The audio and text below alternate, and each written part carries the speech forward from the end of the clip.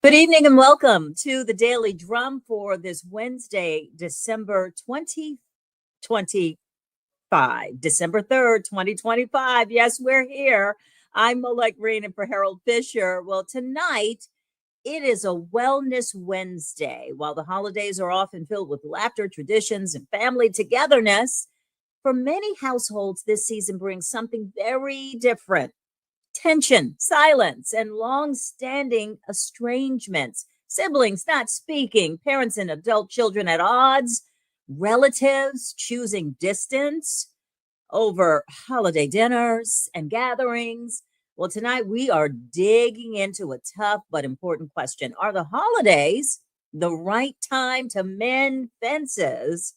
And we'll talk with some experts who understand the emotional weight of family conflict and the delicate steps toward reconciliation. So let's get to the guest this evening and this important conversation. Dr. Nicole Cutts is a licensed clinical psychologist and CEO of Cutts Consulting.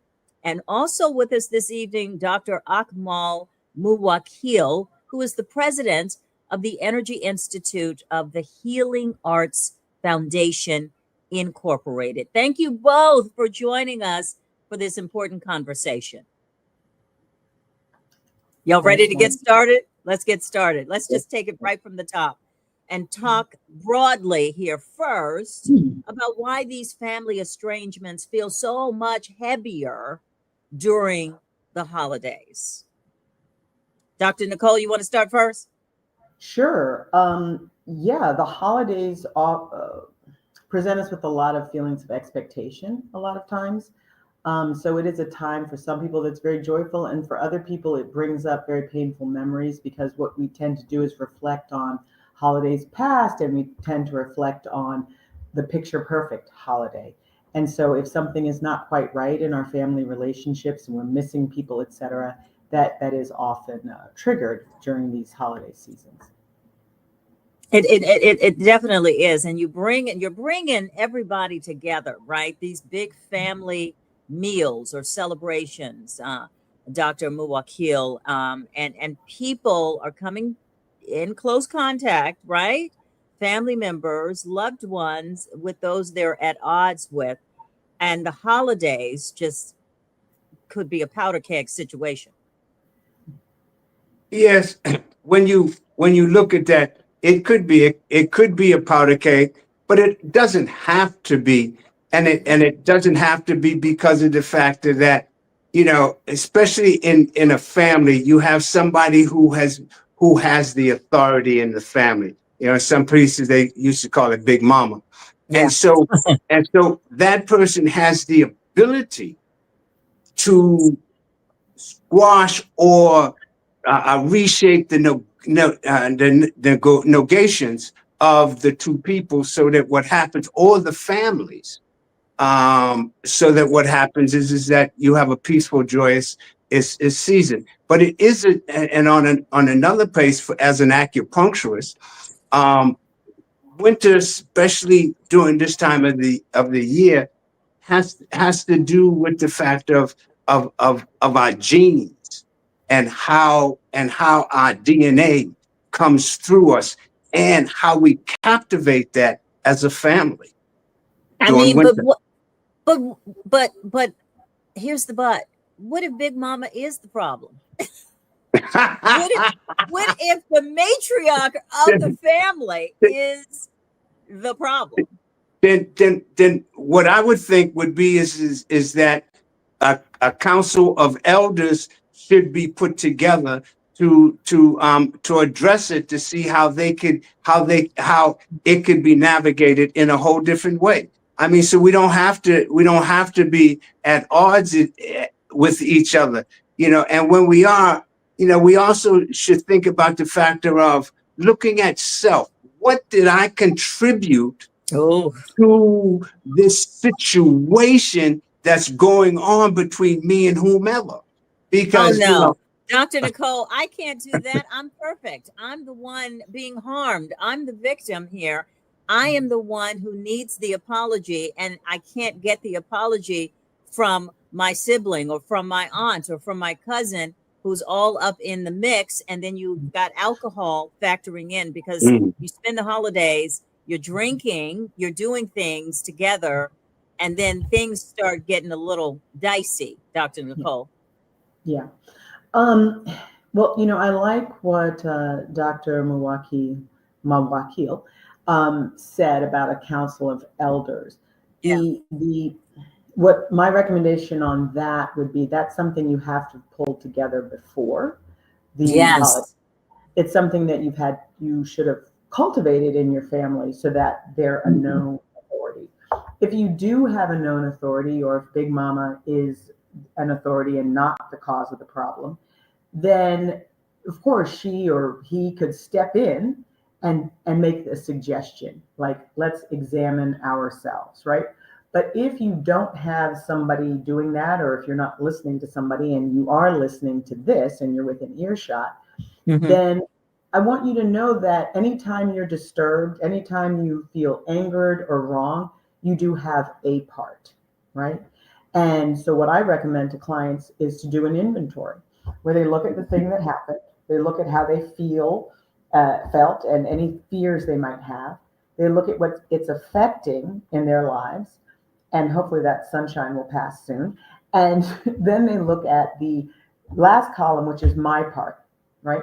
And my part can be something I did to cause the situation, but not necessarily. My part could be expectations that I hold, right? My part could be a lack of acceptance of this person exactly as they are. My part could be my ego, right? So then that gives us something to work on within ourselves, right? So instead of taking the other person's inventory, which we, of course, is so much easier and we love to do, you take your own inventory and see what things you can change within yourself.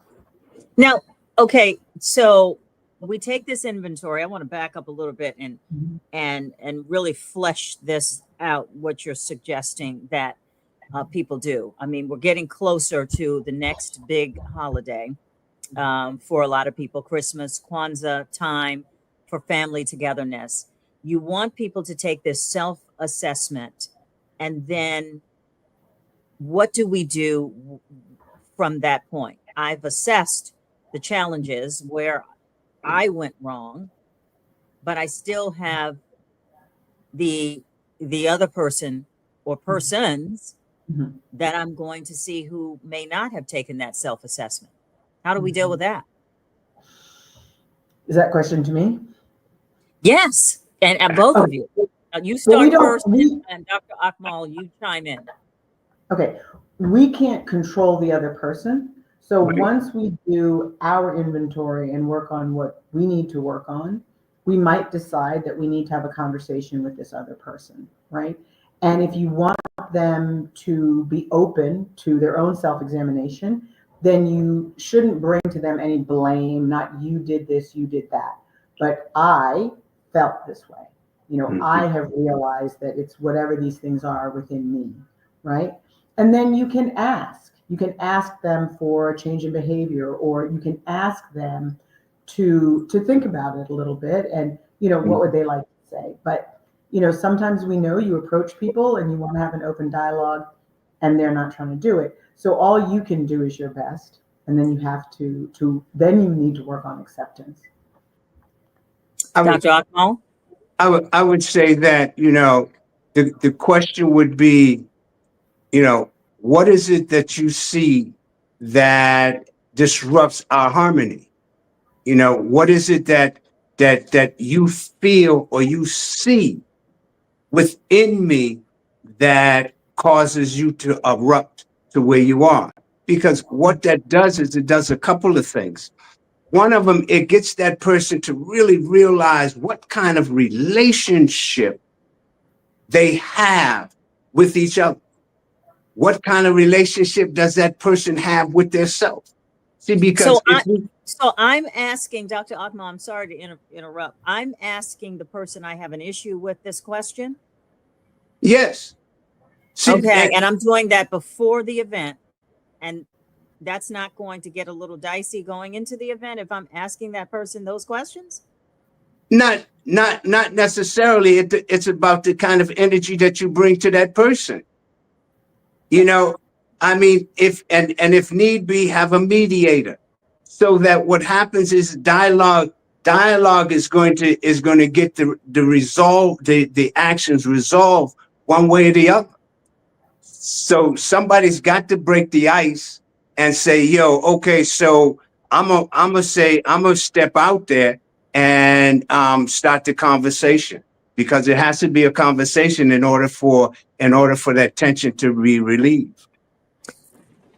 The both of you have heard it all in your practices and what you're dealing with. I mean, we're talking about some people, some families, some individuals who are dealing with really long-standing hurt and trauma, some really deep-seated stuff that will not be resolved with a conversation a couple of days before your family event or celebration. It won't happen. So what about having the approach of everybody just be on their best behavior, if possible, while we're at Big Mama's house for the family event, Mhm. put our differences aside. Can that realistically work? I mean, when there's long-standing trauma and hurt. Yeah. Yes, that could work, because both people agree to it, and then go back to later to whatever they go back to. But that also may bring in the element whilst they are there to resolve whatever it is. And so, when we start looking at issues with families, we always had to look at the factor. Well, we should look at the factor of what started it, and not blaming anybody, but what element brought it in there, so that you go to the root of it, because that's what we do in Chinese medicine. So I would look at the factor that what kind of emotion does this person have, and then equate it to what kind of illness they might have that might need it to. I mean, but I would have them go to a therapist. Yeah, absolutely. Dr. Nicole? Well, since Dr. Muwakil referred them to me, I could help them through that process. I like it. Both of you use your different approaches to work out these emotional problems with people, Yeah, so they can get along with their right. family. Yeah, but I also do believe I use somatic coaching techniques in my practice. So that does put a focus on your body, right? So your mind and your body and your emotions are connected. But I would help a client who came to me to get to, yes, the root of why it is that they're feeling the way they're feeling, what it is they maybe have done. Maybe the family is open or amenable to family therapy, right? That would make the most sense in order to address the issue within the family. But again, if the other person is not willing to look at themselves or willing to do whatever, all you can do is let them know how you're feeling in a way that they're most likely to hear it, right? And that involves I statements, that involves no blame, that involves approaching them in a loving manner and letting them know, I would like to work this out because I love you and I care about you, and I would like our connection to be good. But if that other person is, determined to hold on to pride and ego, etc., then there's really nothing that you can do. Let's stay with the therapeutic approaches that both of you take when you're dealing with, let's say a client comes in and says, hey, I've got this big thing coming up with my family, the holidays, which should be a happy time. And now this bubbles up all of the stuff that I've gone through, the trauma in the family. They can't get the other person or persons to come with, but they're sitting down with the both of you. So, Dr. Nicole, you start first, and you spelled out a little bit of how you would treat that person, and then Dr. Akmal, I want you to tell me what your possible therapeutic approach would be to help that person who is going to go into a situation that could be traumatic or triggering for them. Dr. Nicole? Yeah, so the first thing that comes to mind is a good old vanilla cognitive behavioral therapy, where you look at your thoughts and how they lead to the emotions that you're experiencing. And what I invite people to do is look at not just their thoughts, but the stories, right? So, Hmm. what story are you telling yourself and often repeating and telling everybody within earshot? What stories are you telling yourself that are leading to you suffering, right? And being in pain. And then I gently try to help them to shift that narrative, because what I explain is that there is no one story. So just for them, not, I don't say, well, think about the other person and their story. No, within you, is there a way that you could change that narrative somewhat or explore what the other Yeah. narratives are? And that can often be the beginning of, that self understanding or that insight for this person. Like, yes, okay, Yeah. I have thought this story is true. And the story is not true because there are countless stories that you can come up with. So that would be one of the first things that I would start with. And Dr. Akmal, how would you approach helping someone who comes to you for um, a, a way to get through this process? So the first thing that I would do would be to make an assessment of where they are, and then look at the fact that where do we want to go within this session. Mhm. And so then I would get them to thinking about how many people live inside of you and who are they and what are their attributes, so that they can begin to ground themselves with their self opposed to the outside world. And then as the session went on, we would get into some other things. And then I would treat them with acupuncture.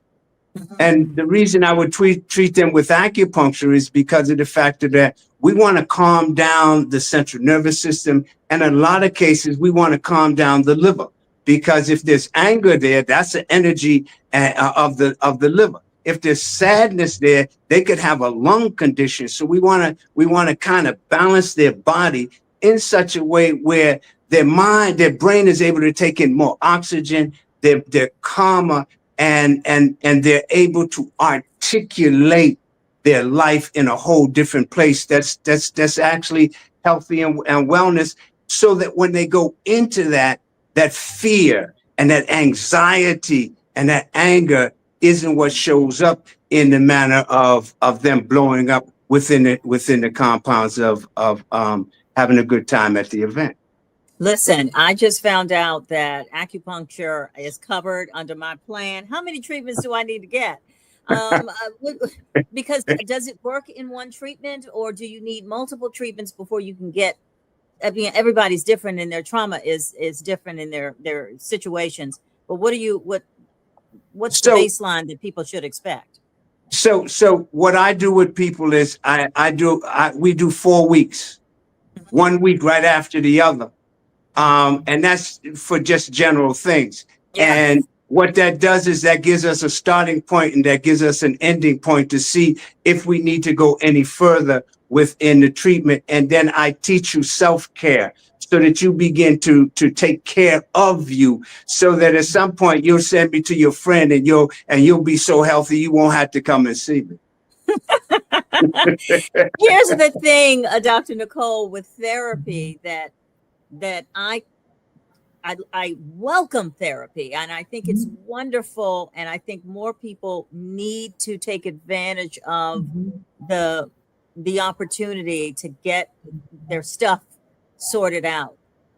But sitting in therapy for months and months and years and staying in the same trauma, and not moving forward, I don't think that helps people. So what's your recommendation for folks finding the right kind of person so that they're not still sitting in that trauma forever and not able to move forward with their lives or with the person they're at odds with? How do we make sure we got the right you? Yeah, definitely the interaction and the rapport between the therapist and the client is very important. So I recommend that people have a consultation before they start working with a particular therapist. Um, have questions for them. Tell them what it is that they're dealing with. Get an idea of how they might work with you. One of the key questions that I would recommend that people ask, just based on what I hear from clients that come to me, is find out if your therapist is going to create a treatment plan with discernible goals and objectives. I am not, in my practice, I'm not the kind of therapist who you come in and you talk about whatever you want to talk about that week, and we address whatever the problem du jour is. No, I start off with a treatment plan, at least 3 goals. How will we know when you're achieving those goals? And we check in on a regular basis. What often affects the pace with my clients is how receptive they are and how much they're willing to put in the work. Because I assign homework, right? I don't believe in you come to therapy for 1 hour a week or every 2 weeks and you're done. You need to do the work in between, the self-care that our doctor is talking about. You have to do work in order to move. So some clients come in and they take to it and they might get to their goals really fast. I definitely think a minimum of 3 months, however, to start to see real change. But then we assess and we reassess. And if the client feels they've achieved their goals and they don't have other goals that they want to work on, I'm very happy and they can fly. But definitely interview potential therapists first and find out, even just ask them, here's one of my presenting issues. How would you treat that? Well, if the family gathering or the event that could blow up because that person is there is next week and we don't have time for acupuncture and we don't have time for your sessions, what are your thoughts in general to the question of, is the holiday season actually the best time to try to mend fences, to try to have this self-assessment and then go in? Can that really be done with some of the issues that you guys deal with or seeing people about? Sibling rivalry, a sister who has borrowed money and not paid it back, and now I have issues. Things like that can fester. Should we wait and table it until New Year's? Not necessarily. I'm sorry, go ahead. I would probably say, it really depends on the individual. And how deeply the individual is holding on to whatever is holding on. See, because a lot of people get into comfort zones and having that anger or whatever it is against this other person is their comfort zone. And it's like, if I let go of my comfort zone, what's next? And so, so I wouldn't say, yes, you can resolve it. And I wouldn't say, no, you can resolve it during this time of the year. It really depends on who wants to let what go when. Right. Let me stop you right there, Dr. Akmal and Dr. Nicole. I want to allow our listeners and viewers an opportunity to be able to reach out to you. So before we take a break, how can people find you? Dr. Nicole Cutts, what's the best way for people to find you? They can find me on my website, which is visionquestretreats.com. They can also find me at cuttsconsulting.com. And you can also use both of those company names to find me on Facebook. Cutts, C-U-T-T-S. And Dr. Akmal? Yes. They can find me at HEALENARTS.net. That's my website. Okay, and I'll say it again. It's www.healing, it's healing and not healing. ENARTS.net. All right, so we need to take a break. The conversation does continue, so stay with us. We're going to say goodbye to our WHUR audience. But as we continue this conversation about family estrangements, you got to stay with us, especially during the holidays. We've got to talk about this. So that continues on HUR Voices, Sirius XM Channel 141 and WHUR 96.3 HD2. For my audience with WHUR, up next, the original Quiet Storm with Raheem Devon. Stay with us. And we do welcome you back to the Daily Drum on this Wellness Wednesday. And tonight, we are unpacking family estrangements during the holidays. Our experts are still with us here with some real guidance on healing, boundaries, and taking that first step. So we want to continue this conversation now. I'm Molette Green. Harold Fisher has the night off. My guests this evening, clinical psychologist Dr. Nicole Cutts and Dr. Akmal with us here, who are sharing some very good information. Dr. Akmal Muwakil, president of the Energy Institute of Healing Arts Foundation Incorporated. So where do we leave off? You know, well, why even bother during the holidays if everything is coming up on us with the big party, the big family gathering? I've got one coming up in a couple of weeks. And so far, so good. I think everybody is in good shape in terms of attitudes. Maybe one or two possible eruptions could happen. For families dealing with the long-standing hurt and trauma, I know we talked about if you can get into therapy, do acupuncture, try some of these healing methods. What are some of the things when you're at the actual event and the triggering happens? Someone says something that might touch off something, and you want to keep your cool. Big Mama's there. You want to respect your elders, and you don't want to get into the brawl. Mm-hmm. So how do we put a lid on our emotions when we're in the middle of it? Dr. Nicole, you start, and Dr. Akmal, you come right after. Yeah, definitely have a strategy. Okay, if you know that there's some sticky spots, potentially some blow-ups, have a strategy. Decide ahead of time how you want to handle that. If you are not trying to, mend the fences at the event, and there are reasons to do that and reasons not to do that, right? First of all, I wouldn't recommend approaching somebody in front of everybody else. That adds a whole right. You don't want an audience. You don't want to, and you put the person on the spot, etc. But I would recommend having a strategy and a couple of go-tos, right? So one, you can ask yourself, does it need to be said by me? Does it need to be said right now, right? Does it need to be said at all? And you can also think about, like, if you want to use Don Miguel Ruiz's 4 agreements, the first agreement is always be impeccable with your word. Only use your words in the direction of positivity, right? So that's a good practice at any time, but you can use that to say, am I going to say something that is helping or possibly hurting, right? That's one thing. You can also just decide that you're going to maintain a good mood, and you're not going to, if somebody dangles the fight worm in front of you, you're just not going to bite it, right? Another great way to deal if an argument starts to erupt is just to say, you might be right.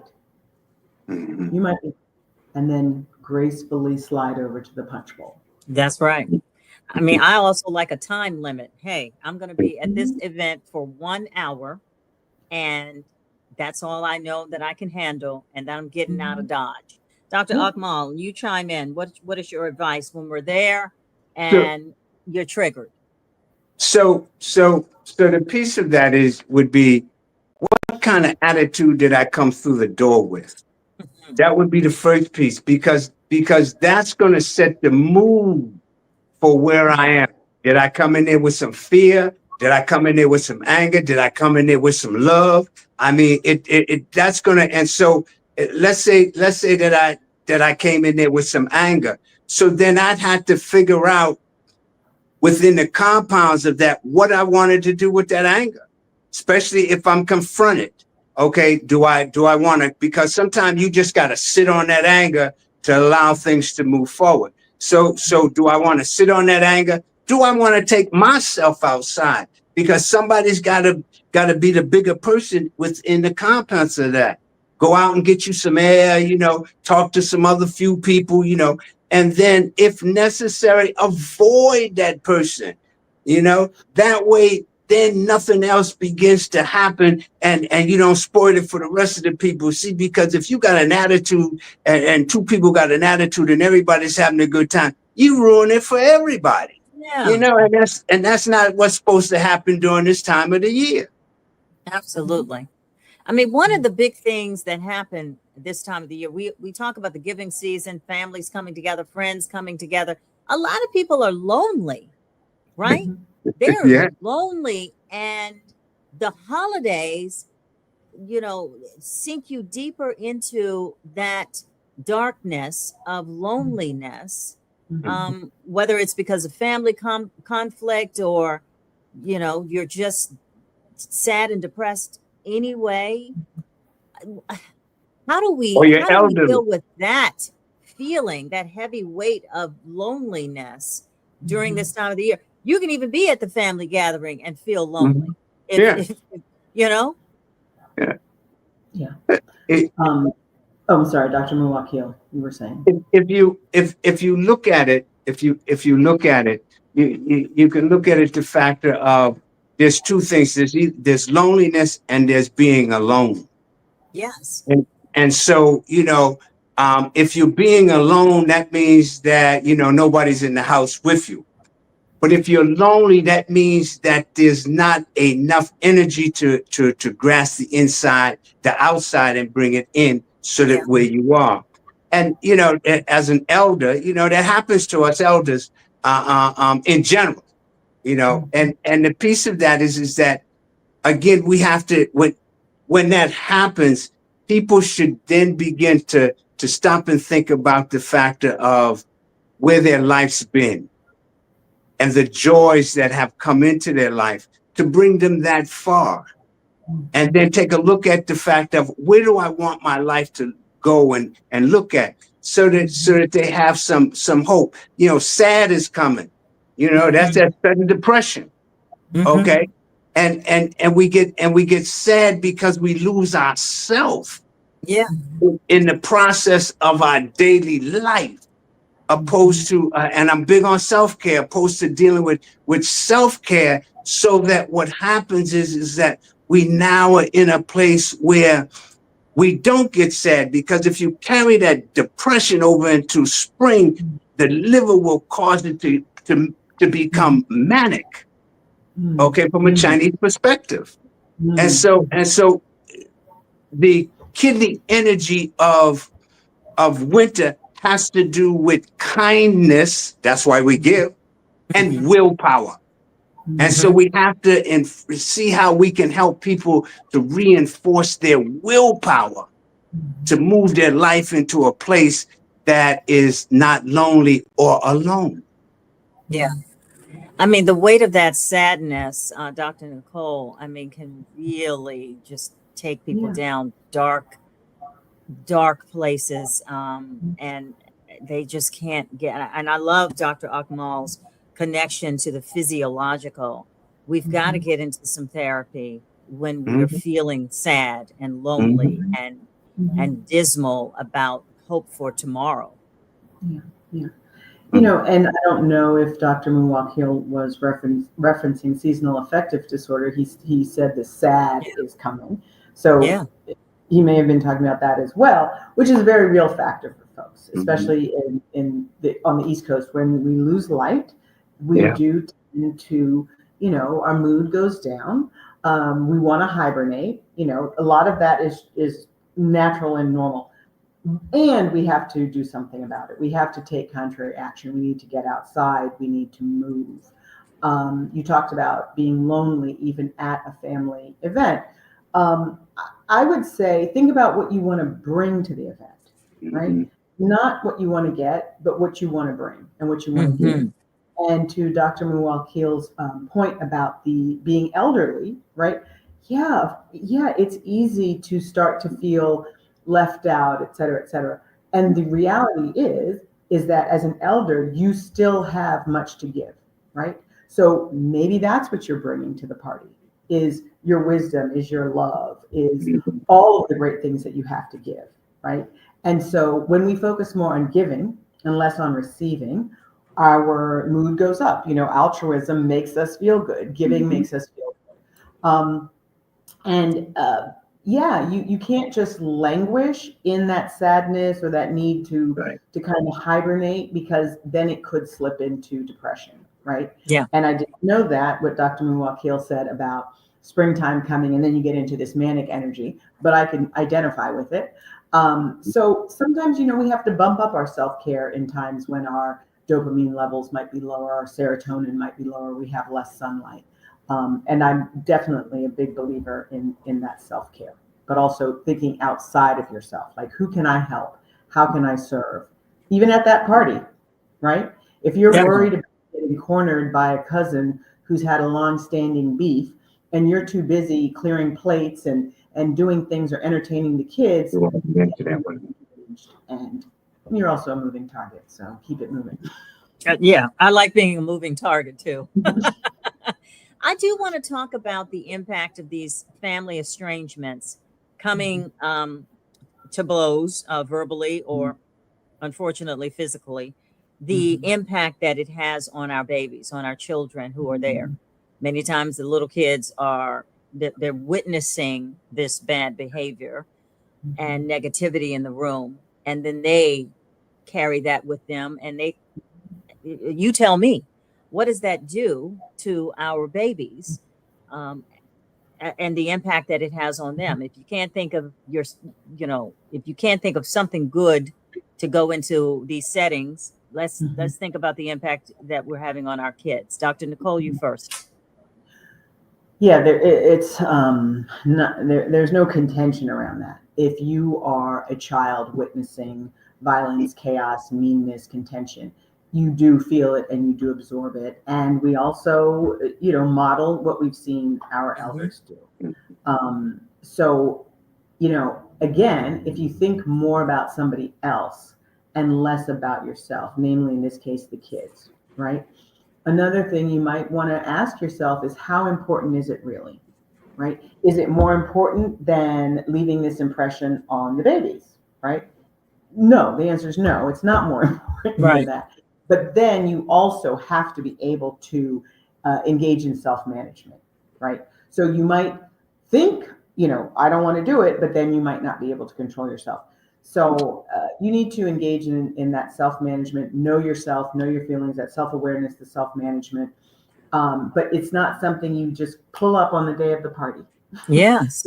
Something you have to be working on all along a little bit every day, so that when you are in tough situations like that, you can still think clearly. You don't want your sympathetic nervous system to come on board and turn into fight or flight. And that's what Dr. Muwakil was talking about, right? You want to calm your nervous system. You want to activate that parasympathetic nervous system where you can think clearly, and then you can choose how you want to act. And Dr. Akmal, I can't even, to just expand on what Dr. Nicole said, the physiological impact of our children witnessing these family, beautiful, what should have been a beautiful family moment, blowing up. And it depends on a lot of different things. It depends on, first off, the age of the child. Okay. And what intelligence does the child have at that age in regards to the factor of what's going on in the room? That would be one thing that you would look at. The other is the factor of where the child is during the factor of the event happening.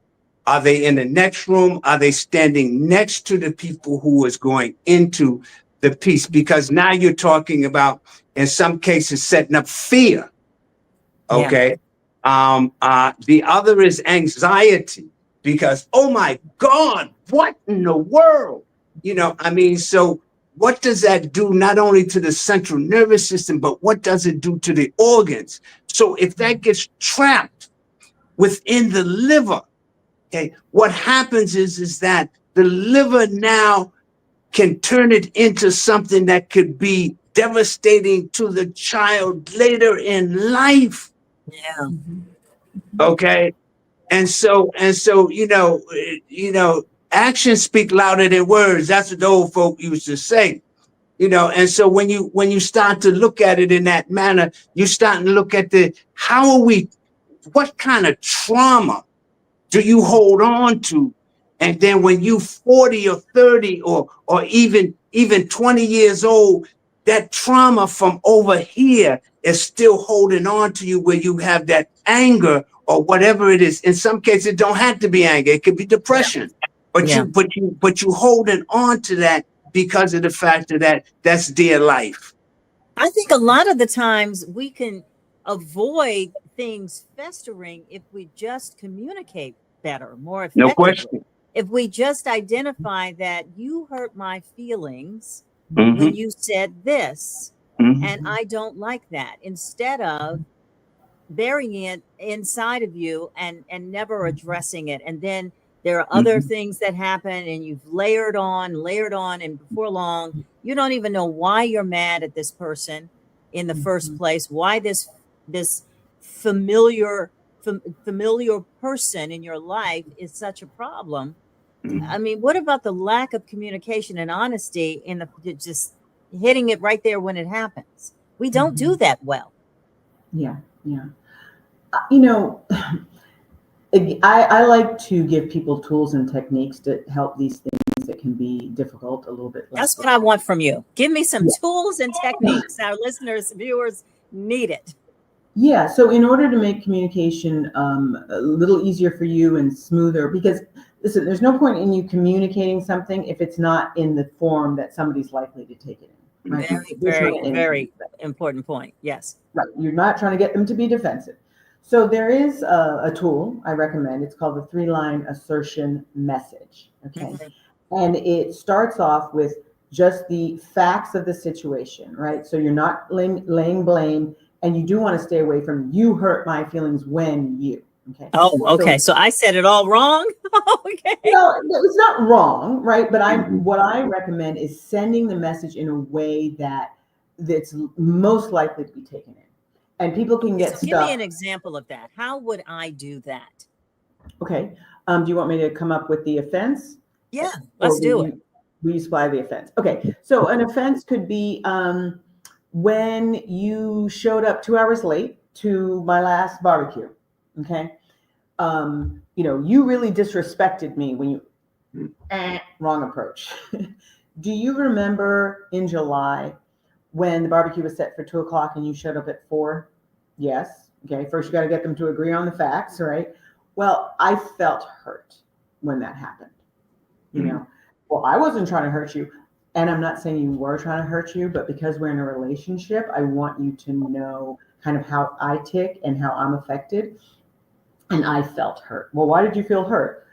Because we had a time and I wanted everybody to be there and I wanted you to be there for as long as you could. And you came late, right?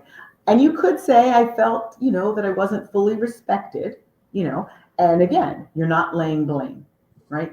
So in that, and then you let the other person respond. As if you just hit them with this barrage and people do want to defend themselves, right? But what you've done is sent the message in a way that they are less likely to feel the need to defend themselves, because when they're defending themselves and that fight or flight is activated, they're not in a position to take in nor be influenced. If they can take that's really good, Dr. Nicole. That's good. Okay, keep going. Yes. Dr. Akmal, jump in here too. Keep going. Well, so the last part, I just want to say last part of the assertion message.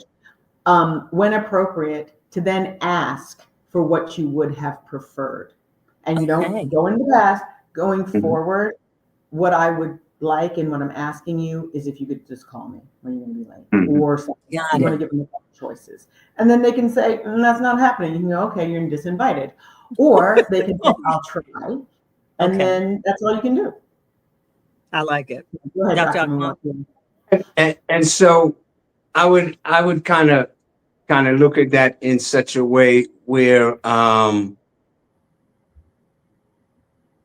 if it was a situation where I had to deal with myself in that manner, okay, I would look to see first off how I was feeling.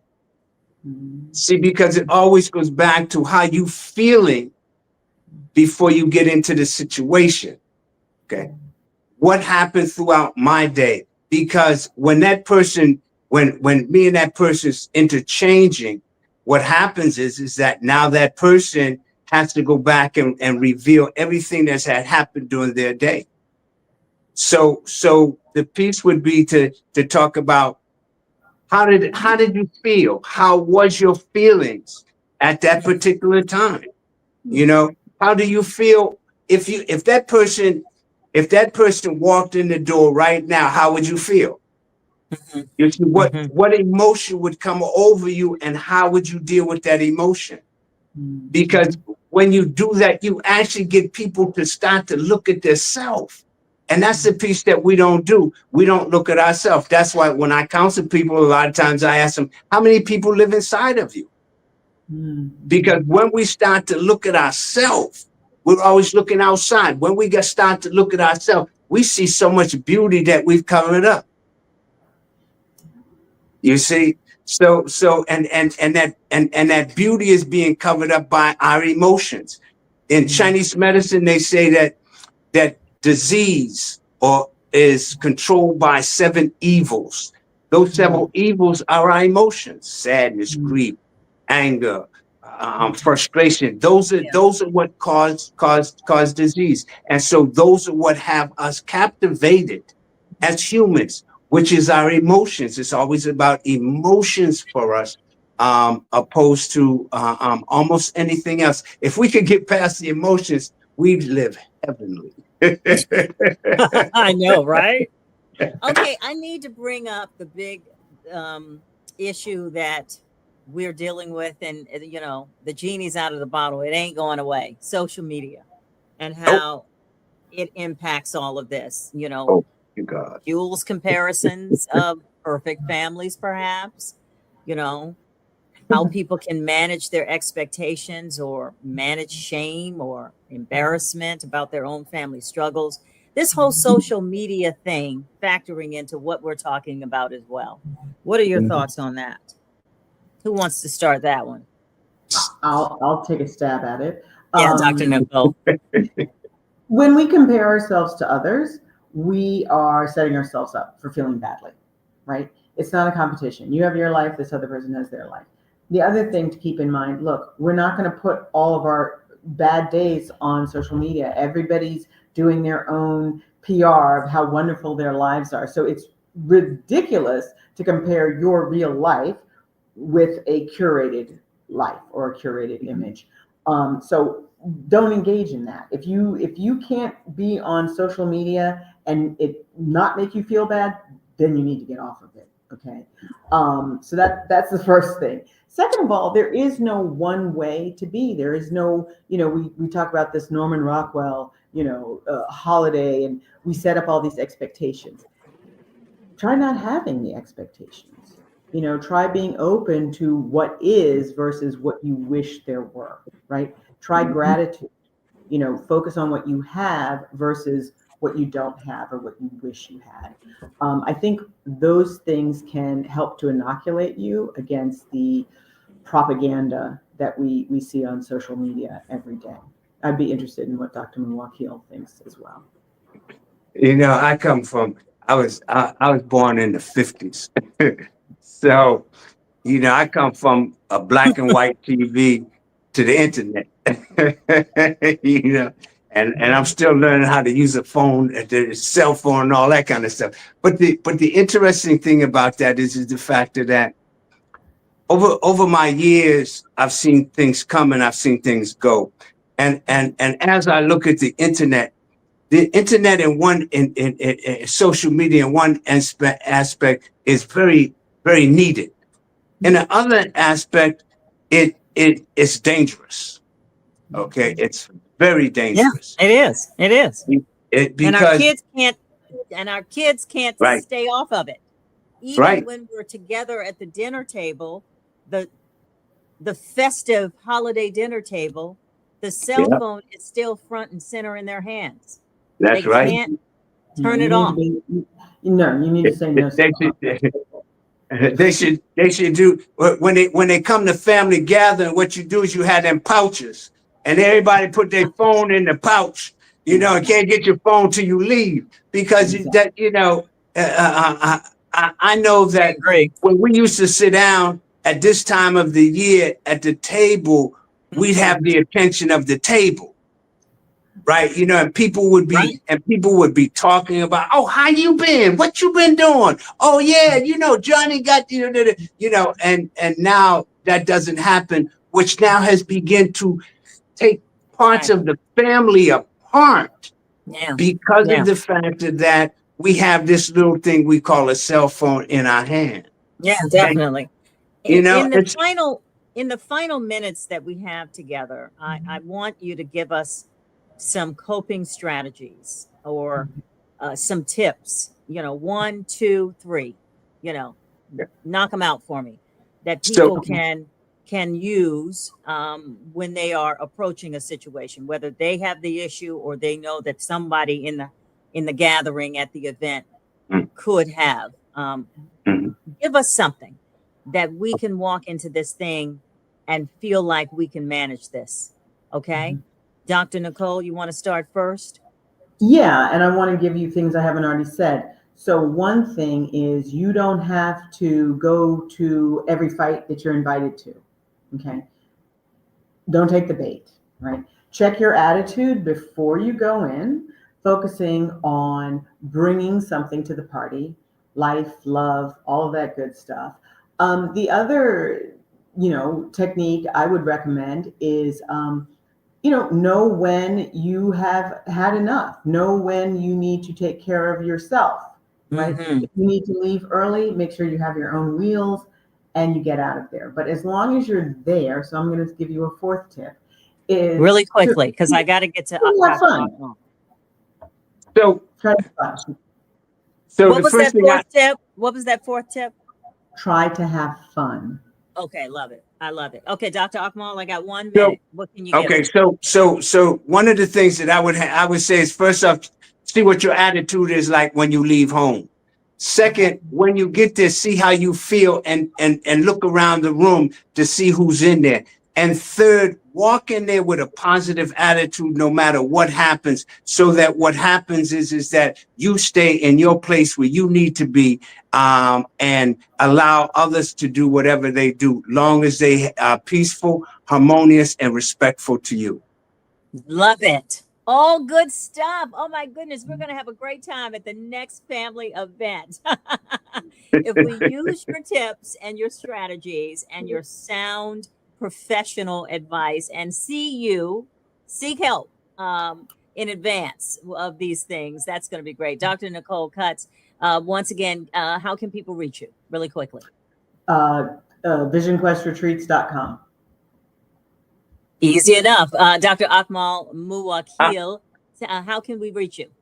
So 301-249-2445. That's 301-249-2445. Thank you both for sharing your expertise. I mean, this has been a wonderful Be well. conversation. I really hope it has helped a lot of people at their next family gathering or even a work event. You know, take these tips and strategies into your work holiday party, right? Where things could bubble up. We are out of time for tonight's conversation, but I thank you so much for joining us. Thanks again to our guests for everything that they've shared this evening. Remember, every family story is different, and the healing, it does take time, whether you choose to reach out or to hold your boundaries. Give yourself some grace this holiday season. Have fun. Just have fun. Yes. I'm Malek Green in for Harold Fisher tonight, and we thank you for listening, and we want you to have a peaceful and safe evening. Bye-bye. Be well.